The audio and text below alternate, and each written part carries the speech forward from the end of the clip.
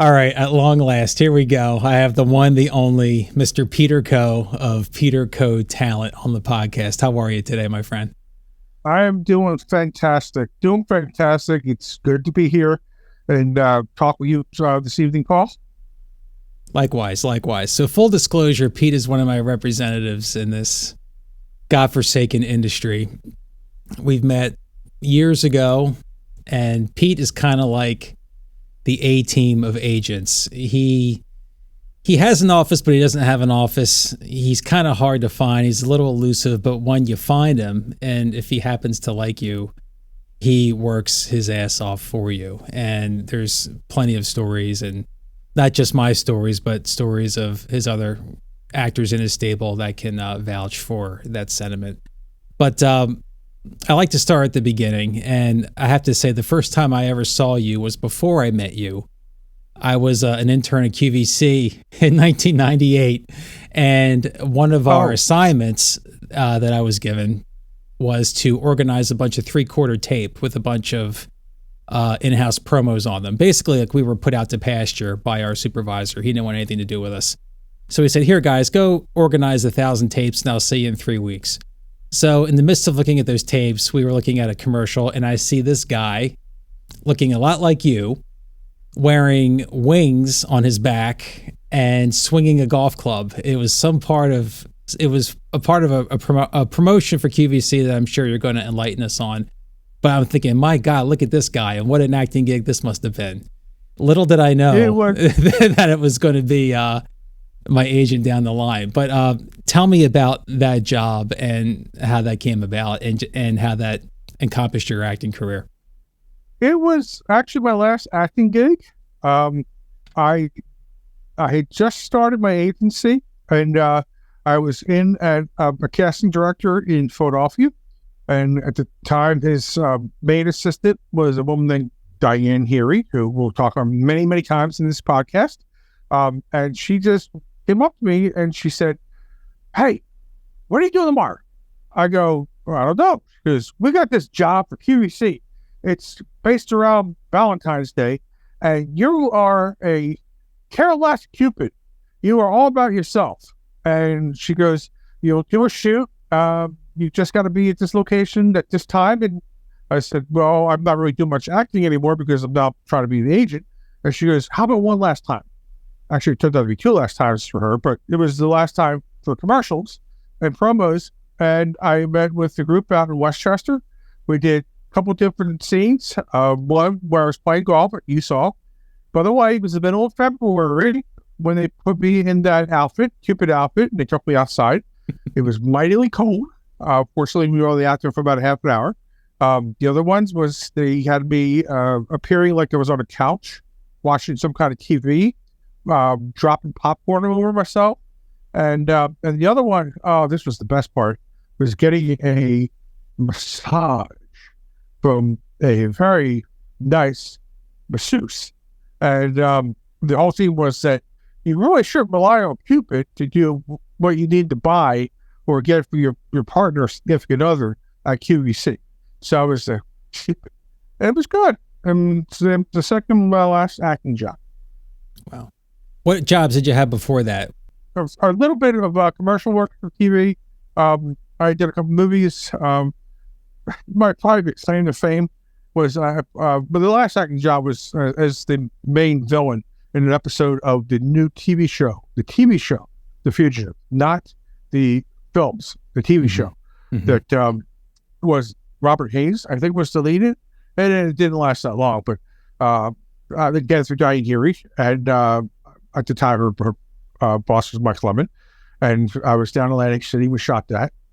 Before that, a couple commercials for Nike, a couple independent feature films, nothing major, but it was interesting because the one with Nike, I've always been, well, first way, throughout my career as a actor first, and then an agent, I've always tried to keep people on the same level kill type of stuff. But when a star or somebody comes along that I happen to like, other than I get a little bit giggly or a little bit, awkward, okay, which I've done a couple times in my life. And the one time was actually on the set of a Nike commercial that I'd show you how long this was ago. It was a scene with Greg Maddux and Tom Gladman, who were pitching for the Atlanta Braves at the time. It starred, believe it or not, Tom Berenger, okay, alongside of me. Now, Tom wasn't the one I giggled about. Tom was the one that actually smacked me in the back of my head, because I giggled when I saw Heather Locklear come down from the clubhouse, basically, onto the field, and as she passed us too, I just blurted out, and she just looked very awkward, and I looked awkward.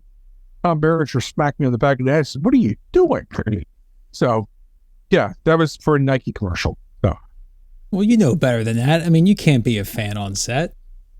I know what I was. I've actually been a fan a couple times. One of which had a 6 degrees or 2 degrees or 1 degree of separation with you, if you recall, from your days at when you did Banshee. Mm-hmm. Was with one Elijah Dushku. Yes, I'd already been an agent. I was at the premiere out in Hollywood for Clerks 2. That one of our talent is in, one of our roster was in. And she came in to the after party, which some of the really nicest people were Cuba Gooding and Rosario Dawson. But Elijah came in, and it was right after we had the whole Bring It On days, and I had a bit of a crush on this girl. Well, she walked by me again as the crowd was kind of quieter. And I did the same thing. I yelled out, "Elijah!" Just like that. And she kind of looked mortified. She then tried to make her way toward the exit. And I had to catch up to her and say, "No, I'm sorry." Fortunately, that a few more years later, she came to do a convention in Philadelphia, a fandom convention in Philadelphia. I met her there, and I said, I apologized to her. She said she didn't remember. And then later at the convention in New York City that we were at the Javits Center, I did apologize again. And fortunately, again, she did not remember. So I was in good shape. So good. Wow. Yeah. So you have a hard time curbing your fandom, it seems. Yes, sometimes.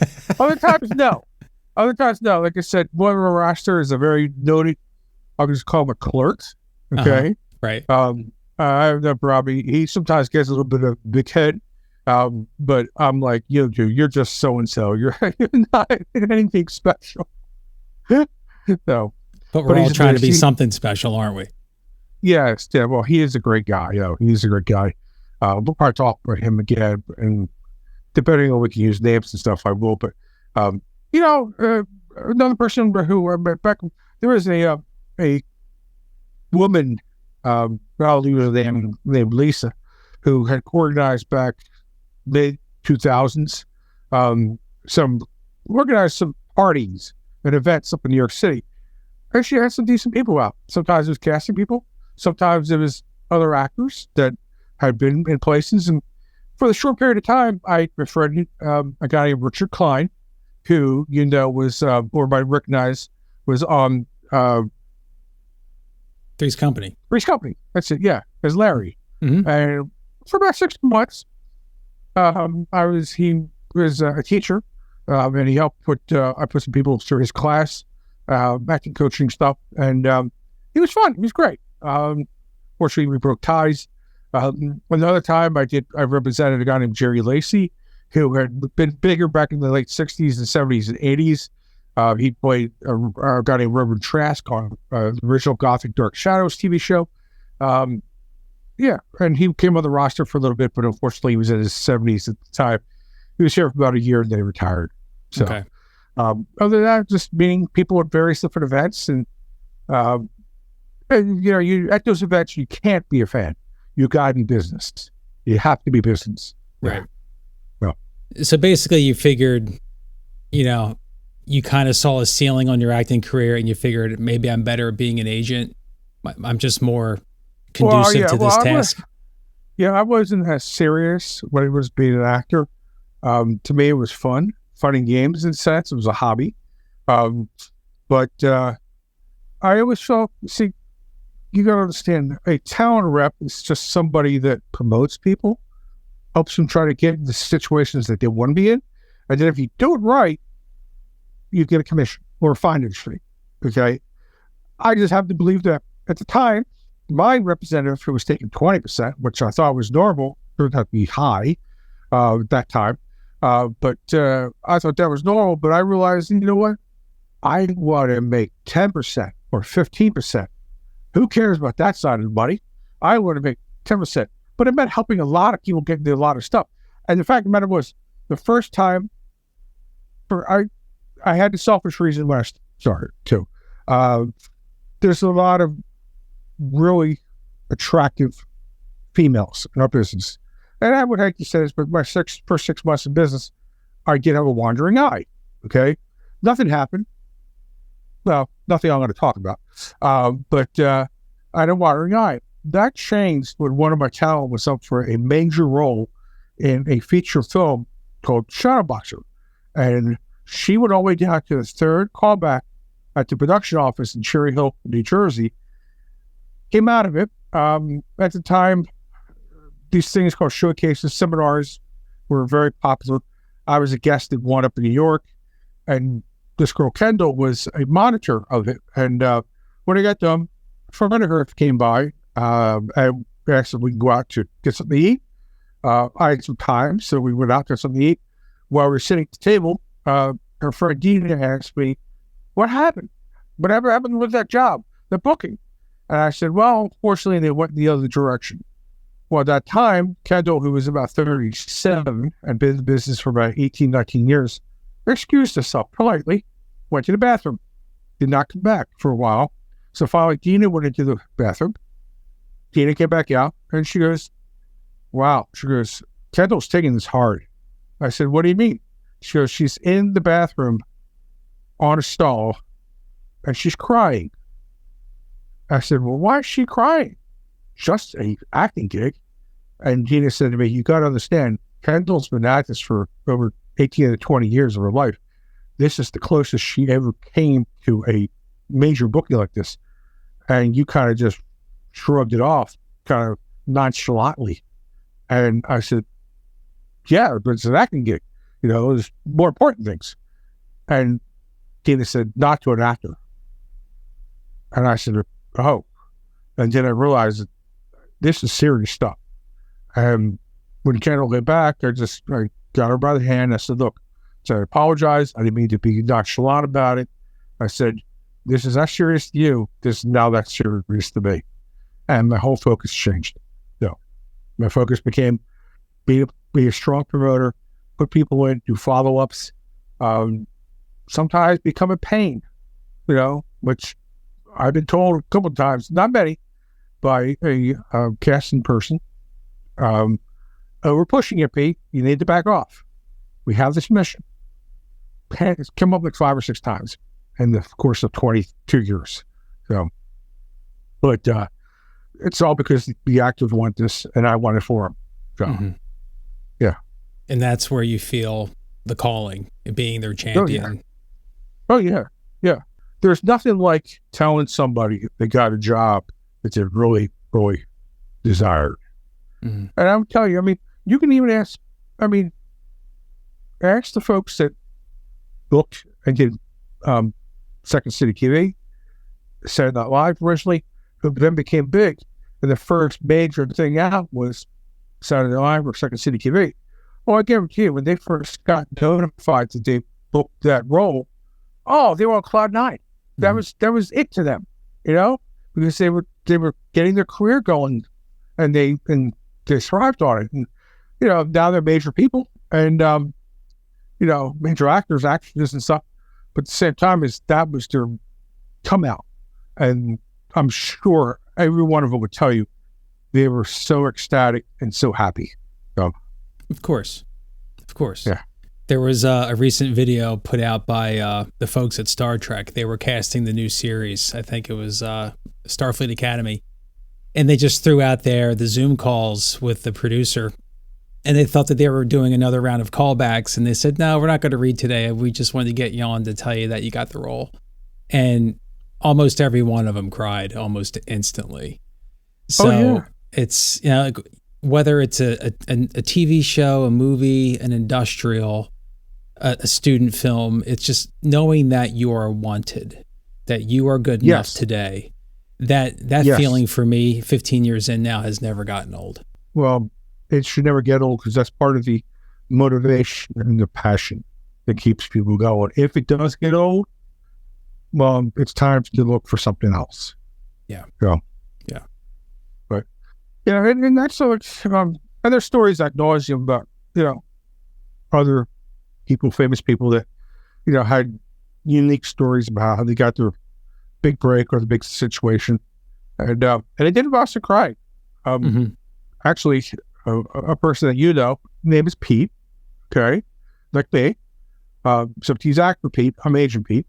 The day I told him that this is a guy that had booked a ton of stuff, independent films, TV shows here or there, but the time he booked and got notified by me that he booked Silver Linings Playbook, just to be in a scene opposite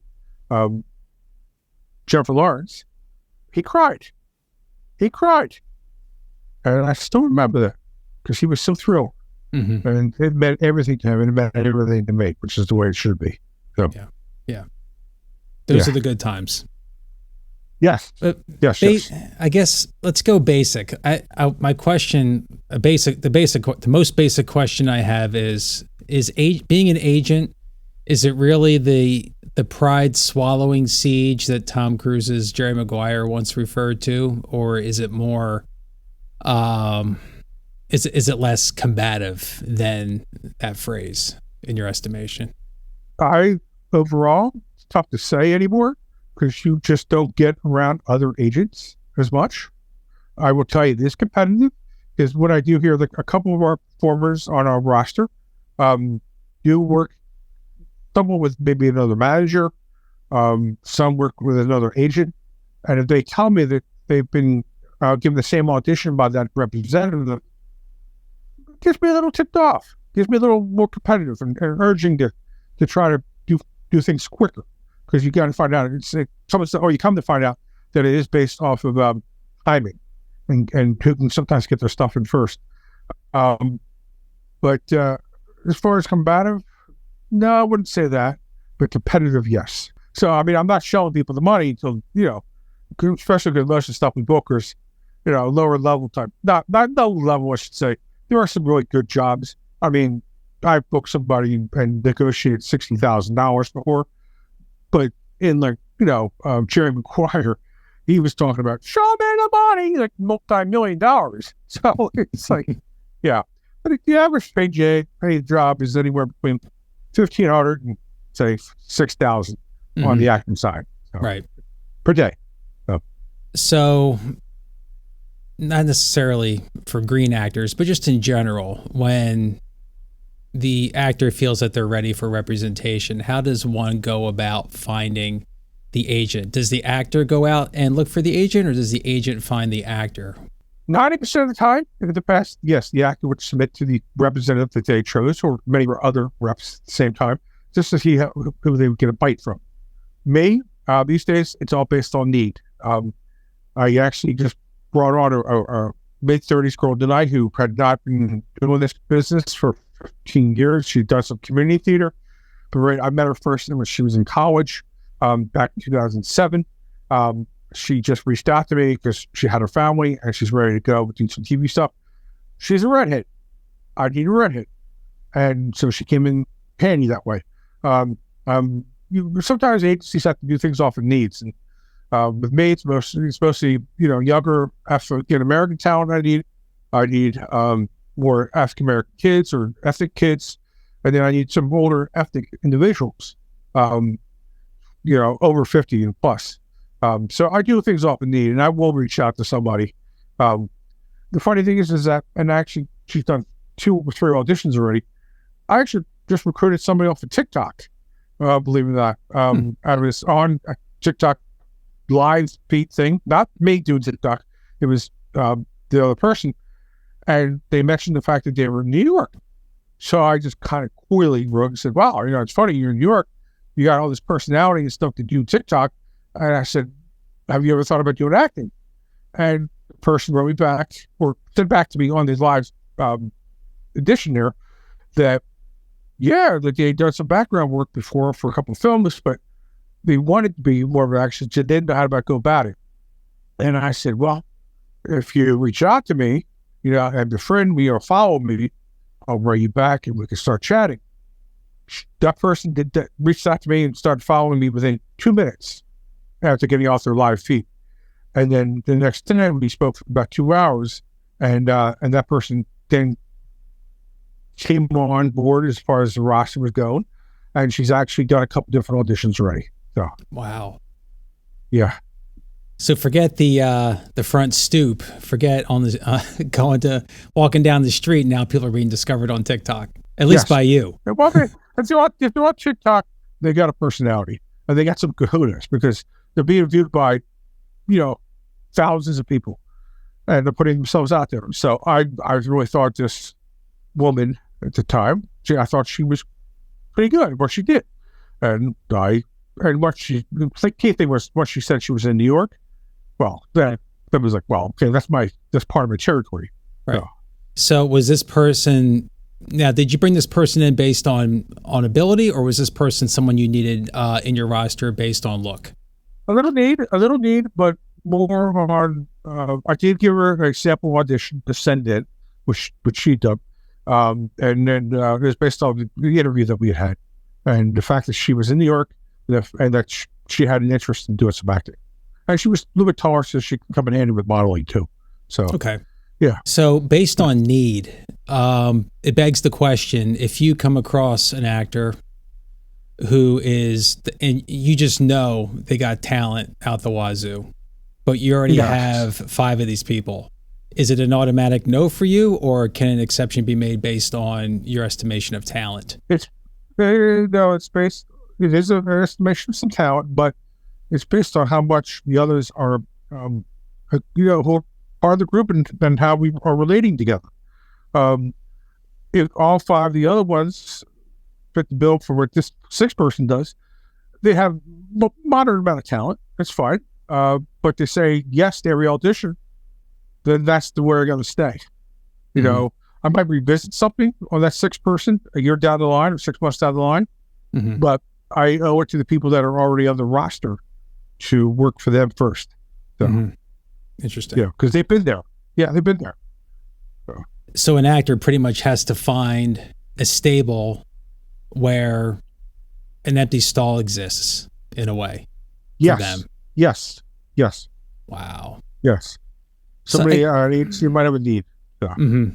So I guess along those lines, if you are an everyday guy or gal, it might be a little difficult, I would imagine, in the beginning to secure representation versus if you have more of an edgy look. Well, yeah. If you have a bit of an edgy look, yes. Or a character look. You have something that's more unique.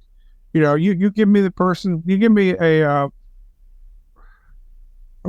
ethnic ambiguous person that you don't know is Italian or Greek or whatever, and let's say you throw in that maybe they know German or they know some kind of language, a skill.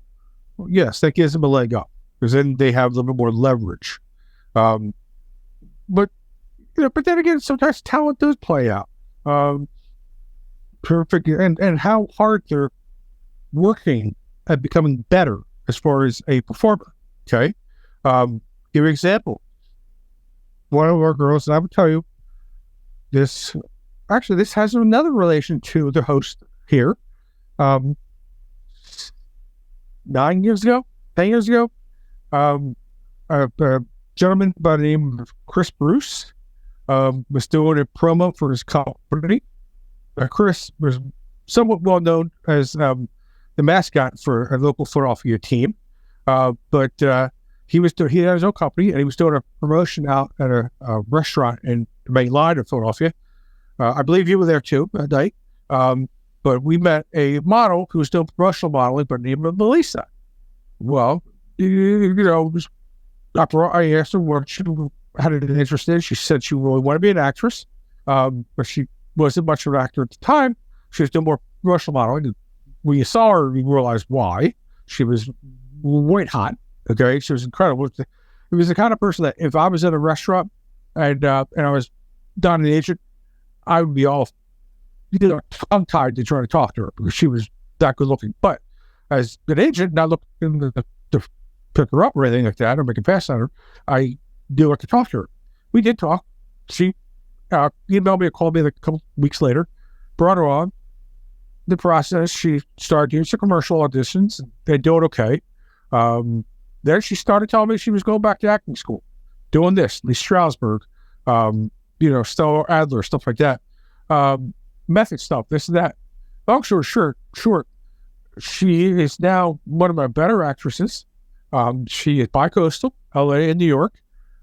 She recently did a top of show role on Law and Order. Before that, she'd done Law and Order SVU. She's right after Law and Order. She followed that up with Kind of Pregnant with a speaking role, and she's phenomenal. She does very, very well. Never turns down an audition. She makes everything work. I mean, everything work, whether it's like one day in LA, the next day in New York, and then the next day could be in Chicago. Okay? She makes it work. In addition, another woman. Why is it always woman? I don't know. Sorry. But we have a mutual friend named Kate Boyer. And Kate has been doing gangbusters for years on LA. Phenomenal actress. Number of guest starring roles on stuff. Now, I handle her somewhat on the East Coast. She's done a number of auditions here. And she's doing great. How much leeway is there in the negotiation phase for your talent when it comes to compensation? Is it basically, here's what's being served and enjoy it, don't send it back to the kitchen? Or do you actually have room in the standard commercial TV film role to say this is what this person's worth, and are these hills that you go to battle on, or no? Well, you brought up a touchy subject. When something originates through a casting person, it's mightily hard to come off what they have negotiated the role for. Okay? They have created the project. They talk to the producer. We don't even know the producer most of the time until somebody books the job. Okay? It's their rate. It's their establishment. Makes it really difficult. If you try to press it, guess what? They don't call that actress or actor back in again for a while because they think that that person's making their life a little bit more difficult. You got to play ball with that casting director or casting person. If it's somewhere where a producer would just reach out to me, a little bit different story. Then we have leeway. And we can negotiate based on parameters, I'll call it. And, usage areas, amount of time it's going to be used, person's importance in the industry, leverage stuff. And yes, we can. So it all depends on how long you've been around, name recognition, what you've done, resume, all those factors. Yes. Well, and that's, again, it comes strictly from producer. Although it's getting harder when it comes down to a little bit more recognition. We have a situation now where a lot of the more well-known performers, because they're already financially set, are asking to do projects because of the script, okay? Or their director or something. And they're willing to do it for basically nothing. Which makes it harder for somebody who's up and coming. Who wants, I think I work more than what the union scale is. I work more than the non-union $5,000. Well, then the casting director, casting person, or producer might go, well, so-and-so is doing the project too for, regular amount. Why do I need to pay your person this amount? That doesn't infringe on it. Sometimes it works. But it has to. The only times it really does work is if it comes through a producer. So, but one time, by the way, one time recently was producer reached out to us about a renegotiation for secondary usage on a project that one of our people was in a couple of years ago. Did not choose to go through the casting person that was involved at the time. I reviewed everything that the casting person had set up, and I felt that based on the territory, based on the time length, and where it was going to run, the usage of the project was undervalued for this person. Okay, so I said that to the production team, And I said, I would like to think about it for a day. I will put together a counter proposal that you're offering up. I did. And in the end, the parent company, the ad agency or main group, told the production team, yes, we'll agree with what Pete has asked for his people. And they went for it. And that was for a health company in upstate New York, Michigan, Ohio, and Western Pennsylvania. And they bought my logic on why I thought that the my person involved was worth more than what the original project had paid. So I guess it doesn't hurt to ask, and you have to know what the parameters are. You have to know what talent is involved and what the project is and whether or not you want to fire that shot. Yes, correct. I would have to imagine that along the same lines as an actor, the agent is also on a constant state of alert. You have to always have your eye on breakdowns. You have to be mindful of when they come in, and you have to submit your talent in a timely manner. Is that fair to say? Yes. Every half an hour, every 20 minutes, which is sometimes difficult because if you're working on a couple other setups for auditions or you're working on other breakdowns, there are two major, what I call casting classified sites. And the fact of the matter is, the one casting classified site does alert you when a breakdown is put up. But the other one doesn't. So you have to check that regularly on your own. I jump on it as fast as possible. So hopefully that your talent will get the audition. Legit auditions for feature films, TV shows, and theater, much harder to get these days. Much, much harder. Commercially, not as hard because they want to look at a ton of people and makes things more competitive on that aspect. But yeah, that's kind of how you got to kind of monitor regularly. So the sites you're talking about specifically are casting networks and Actors Access. Correct. We can utilize, yes. So those are essentially the Coke and Pepsi brands that every actor needs to be familiar with. Yes. Here on the East Coast. West Coast, you can throw in casting Frontiers, now casting, stuff like that. But yes, here in New York, for all TV, film, theater, and maybe 5% of the commercials, it's Actors Access / Breakout Services. And then on most of the commercials, print work, industrial training films, music videos, and basically all background work on the TV shows, feature films is casting networks. Yeah. So you mentioned TV and film work. The opportunities have gotten less and less in recent days and in the last few years. Would you agree that it's more important than ever for talent to start creating their own material, being the captains of their own ship in terms of creating content, rather than waiting for the supposed more legit stuff to come down? Oh yeah. Well, the talent have to be not only creating their own content, they have to be diversified these days, meaning that they also have to be a writer, or they have to, have somebody that's interested in directing or dabbling in production. Okay. You need to have some kind of extra leverage to go along with your acting side in order to get, project producer interested in you. Give an example. Justin Bieber used to create his own YouTube videos before he became well known. And he got discovered by a representative that way, and look where he's at now. Okay. He started out as nothing. He created his own content. It was on YouTube. Yes, you should definitely do that, but you should also be diversified because that's the most important thing. It's not just enough to be an actor, but you have to basically be the producer, the writer, the director, the performer in your own stuff, and hopefully make it well. Yes, because every side is very competitive. You need to stand out somehow. Yes. So in your estimation, has the industry gotten more difficult to navigate since you started? I would have to imagine the answer is yes, given that there's less legit opportunity in your estimation, as opposed to the commercial world. We just had a report saying that the amount of what they call legit work, TV, film, and theater stuff is down 40 to 50% this year. Down 40 to 50% this year, meaning the last year total, not just 2024. That makes it even harder. Two is the advent of what they call self-tapes. In the past, you had to go to an audition. And that audition was a person with maybe about 50, 100 other people. Maybe on the TV film side, 10 people. Wasn't a lot, okay? So your competition was far less. With the self-tape advent, you're talking about casting directors, casting people, producers can look at auditions and feel videos from anywhere around the world. As long as somebody is interested in coming into the location on their own dime and working as a local hire, in most cases, they can audition because it's a self-tape. To the actor, it's great because you don't have to go anywhere. You can do it from home.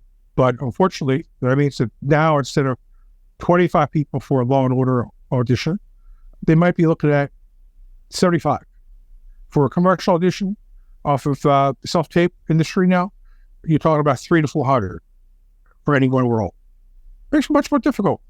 And then for print work, forget about it.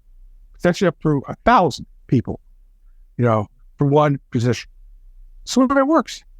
So yeah, it's a little bit more difficult. So we're talking about hundreds of people, hundreds of talent considerations for a commercial, for any standard ad. I mean, just so that actors have that perspective now, it makes it all the more, incredible that we book anything to begin with. Oh, yeah. I will sometimes joke with somebody, especially on the legit side, but now it's getting more the commercial side too, that if they get a film or TV audition, you one line, 2 lines, are you telling them to pick up a Powerball lottery ticket at the same time? Because they probably have just as much chance at winning the lottery as they do at securing the role. Oh, man. That's harsh reality, but that's reality. So why on God's green earth do we do this? I mean, it's a thrill.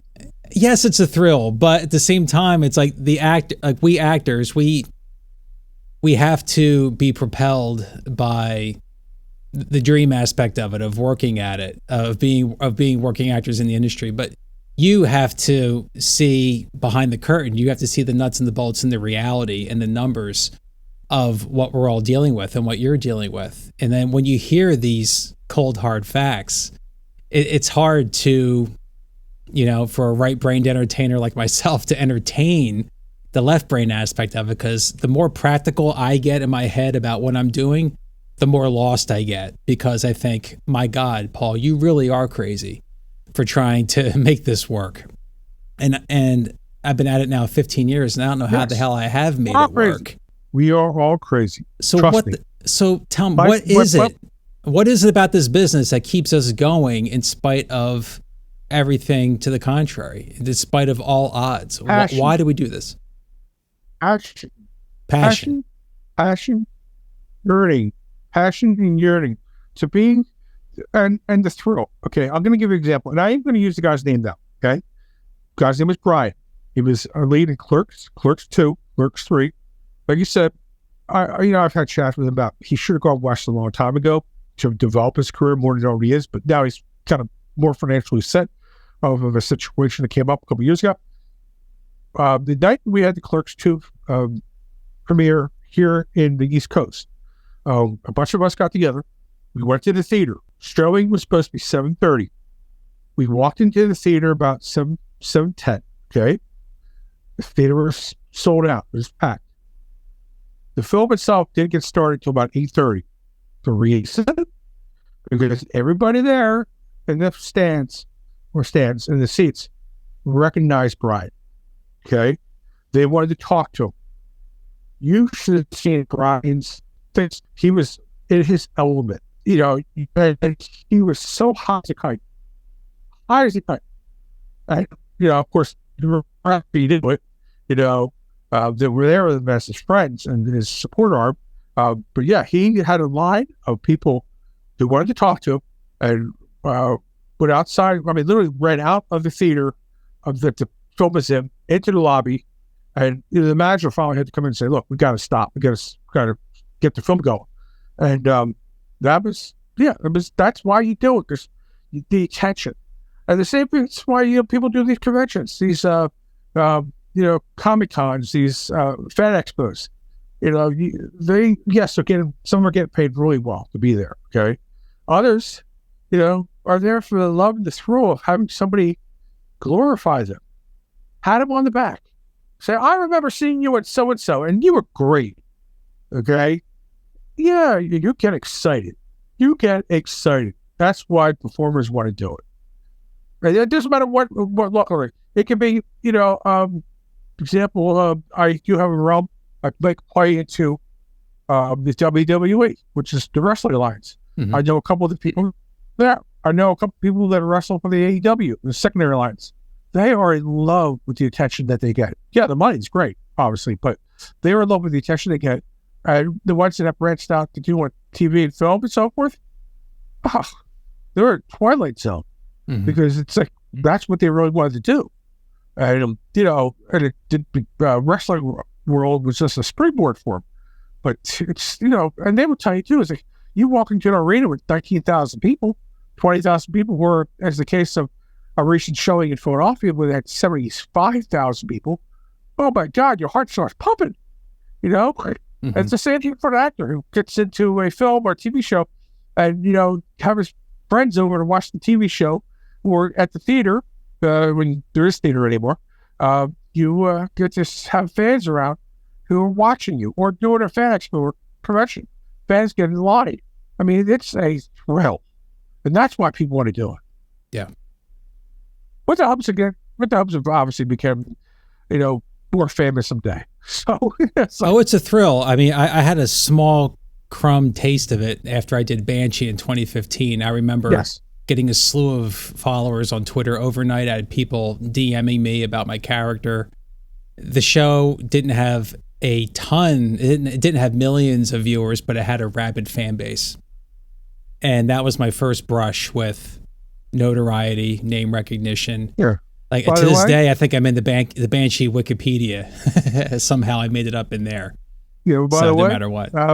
One of the local radio stations recently was talking about shows that the hosts like to watch. And one of them mentioned the fact that they just watched another episode of Banshee, which means it's back on the air. And they're running it again. So don't be surprised if you get, I don't know how much it will be, but another residual check. I think it'll be 18 cents every 4 months. Yes, it'll be 18 cents because it was on show on Cinemax. Yeah. Big one. Yeah. But at least it's back on again. But yes, you're right. Yeah, and it's also a thrill for you guys as not Martin, what's a look, medium level to lower level performers to work with an A-level performer. Mm-hmm. The one scene that you had with the woman, I forget what her claim of fame was at the time, but she was on Banshee. She tried to kill you, okay? Your character. You must be in seventh heaven when you did that scene with her. You're referring to Ivana Milicevic, and she was in Casino Royale. Yes. Oh, you kidding me? I mean, I got to work with a Bond girl, and I'm just Paul from Pennsylvania. Like, how the hell did this happen? And you bring up a great point. You may think, I'm just starting out. I'm a green actor. I haven't done much. I've done a student film or whatnot. But the bridge between the regional actor who has no name recognition and who has done a few commercials and student films and the other end of its spectrum where you have feature films and television, you have these guest stars, these co-stars, these 1, 2 line, 3 line roles where those can be had, and that's where you get those little notches on your belt in terms of the big league experience, as I like to call them. So and that's where agents like you come in, and you got me, as I said, Banshee years ago, and that was my first foray into cutting my teeth in the TV world. And it just goes to show that if you are the right type, if you have the right look, and if you give the audition that the director and the producers want, you can get elevated into getting those at-bats in the major leagues, and you don't have to be a name, right? Correct. There are many, many people out there that have been doing acting for about 20, 30 years, and they've gone from, one-liners to 20 lines to 30 lines for various different projects. Now, they might not be a name, but they've gotten these opportunities because they were showcased something smaller earlier. So, yeah. And that further legitimizes your career when you can show those guest star roles and those big commercials that go national. And if they have a a name talent in them or two, or an athlete, that just fortifies you, and that builds up your brand as a performer wherever you happen to be working. Yes. Give me a perfect example of that. 10 years ago, and I'm going to probably show here that this woman at the time was working at a very fine men's type restaurant in North Jersey. Her name is Gianna. Okay. She probably waited on me, I got to tell you, because I've been going to this restaurant for years. She worked at two different locations. One was in New Brunswick. One was in Bergen County. And now she's the female women's champion on the WWE. She goes by a moniker now. Her name is Liv on the WWE, but her real name is Gianna. She was working as a waitress at this location and at these restaurants up in North Jersey, where she was from. And, you go from being a nobody to being somebody sort of quickly, or maybe it takes longer. I guess you have to have passion. Oh, yeah. That's what I mean, passion and dedication. And, I do not say no to an audition. Try to find a way to get that audition done. Mm-hmm. Casting people love it when you make their job easier. And you say that you can do any and all auditions. Well, then now you book it. That's a different story. But they want the audition so they can put that in to their production client, at agency client, and it makes them look good too. So it's important for the actor to not be the casting director and to not be the agent, but the actor. Meaning, correct. Don't decide. Don't get the breakdown and go, I'm not right for this. They're never going to pick me. Just do the audition if you get it. Yes. The time where I get fielded by, somebody that feels a leading person and they're not, they're really more character. It's like a 55-year-old person that says, yeah, I see they're looking for, our lead character in this film, 30 to 40. I'm like, yeah. And they're like, can you submit me for it? I'm like, no. First, you're not 30 to 40. And, you have factors that make you more of a character than a leading person. They don't understand that. But I have to keep it real like that because casting folks entrust me to know who I'm submitting. They want to make sure that I'm submitting the right people or the best people for potential audition. Mm-hmm. Yeah. Oh, it's your name on the line too. You can't. Oh yeah. You can't be, throwing people up there that just, are not going to fit the bill. Correct. He looks awfully bad. It looks awfully bad. So. Yeah, you can't waste casting's time, and in turn, you have a name to uphold as well. I want a name for many more years ahead. Even though I'm probably dumb for continuing to do it because I just checked out my finances the other day, and it's not a pretty picture. Well, nobody. But I love it. I love people telling me when they get an audition. Right. I just had a girl that's been with us. Again, she was with us at her beginning of her career in Philadelphia. She had a family. She moved to Orlando. She then moved out to Utah half the year, back to Orlando. She's been doing it for 10 years off and on. And she bothered me to help her get into Law & Order. I just sent her a Law & Order audition. She started enthusiastically going, yay! I can't believe it, finally! And then I had to educate her again that I know she's living in Utah now, but she has to emphasize, not once, not twice, but 3 times, that she will work in New York as a local hire. She has to work as a local hire so they will recognize her and potentially offer her a booking, a job. That way too, the state gets taxes, the city gets their taxes, everybody gets the proper amount. And then I'm at my commission after the fact. That's just how it works. So where do you see we're in a different age, things are changing constantly. And I'm really curious on your take on artificial intelligence. Some people say jobs are going to be lost, actors aren't going to be needed. Other people say this is the birth of an independent renaissance. It's going to make creativity more accessible. It's going to make people have the ability to create their own films on a much more budget-friendly scale. How that shakes out monetarily, I don't know. But do you see AI as helping or hindering the actor? Medium ground. Medium ground. Medium, yes, because you got to realize that it might cost a job if they do AI on your image, okay? But the fact of the matter is where it's going to still cost production is if they use it, okay? Because if you see yourself in a film, independent, whatever, TV show, independent, whatever, you didn't do. Guess what? And you know it's your image. Oh, yeah, you'll go after the production. We'll go after the production. But one area where the union did address, and then now you decide this where agents would have to come in, talent reps come in to, go after some situation. But if you see yourself in a production that you didn't do, you're still going to get the usage on it because it's your image. The hardest part is audio because you can't tell if it's you or not. We just had a very prominent former sued a producer because she thought it was her voice that was being used.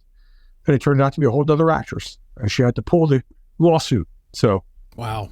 Yeah. Well, what concerns me? I think they can use the likenesses of name actors digitally and creating that artificially in the computer. And obviously they'll get their fee. I'm just concerned that going forward, what they're doing, particularly with taking background and extras, taking their likenesses, throwing them into the algorithm. Eventually, AI is going to have hundreds of thousands, if not millions, of reference points for bodies, for facial features, and they're going to create just avatar humans that have 100 different body parts from 100 different people, and then I guess if you're a no-name actor, you might be shit out of luck. Well, the thing about it, it's going to be more to the casting professionals than it does to us because they're the ones that get paid to do the featured background or the background. To get people to do that stuff. If they're no longer needed for that aspect, their fees going to have to be cut. That's number one. Number two is, at least initially here, AI programs are not cheap. Okay, so you have to understand that medium level producers, smaller level producers won't be able to go use AI for a while or for the time being because they just can't afford the programming to do it. So I wouldn't worry about so much of it now. It was addressed in the most recent union SAG-AFTRA negotiations with producers. They did address it a little bit. Okay, fair amount. They will address it again in 3 years. Probably more so after they get a feel how it's being used. But I will tell you, after the negotiations done, they have been able to catch certain situations and they have been able to get some back pay for some of the things that were done on AI with streaming video. And talent have been very happy because they've gotten some money. I know we're there with audio. I can't wait to see how the video is going to shake out. Yeah, but again, the programming unit on the audio side, we have a major production team that we do some audio work in Philadelphia for a local bank. And I was talking to the owner about it a couple of days ago, worried that my performer who's been doing this voiceover work for them for 10 years is done soon. And he said, no, they don't want to go after AI. They can't afford it.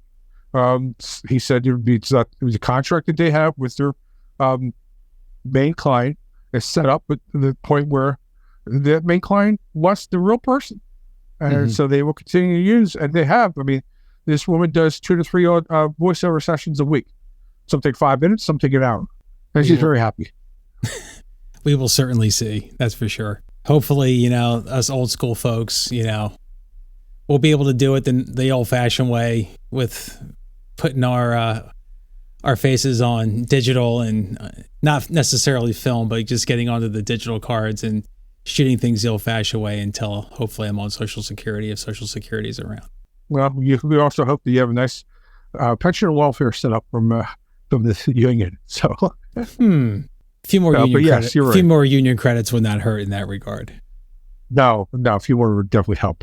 So, definitely, or major. I mean, the flip side of that is a major. Let's say you book a major non-union gig that we make $25,000-$30,000 on. That Right. would help. Right. Because then you could just invest in it. You know? Right.